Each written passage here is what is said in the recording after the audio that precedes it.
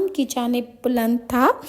اور میں نے آپ کا بوسہ لیا اور پوچھا وہ کون تھا جو تمہاری جان کے در پہ تھا؟ رسول اللہ نے فرمایا جب میں اپنے رضائی بھائی کے ساتھ کھیل رہا تھا تو 3 آدمی آئے اور ان میں سے ایک کے ہاتھ میں لوٹا تھا جبکہ دوسرے کے ہاتھ میں چاندی کی تشتری تھی جس پر سفید برف کی مانند کوئی شے تھی، اور پھر وہ مجھے پہاڑ پر لے گئے اور انہوں نے میرا سینہ ناف تک چوک کیا اور مجھے اس سے کچھ تکلیف نہ ہوئی، اور پھر انہوں نے میرا دل نکالا اور اس دل کو چیر کر اس سے سیاہ خون باہر نکالا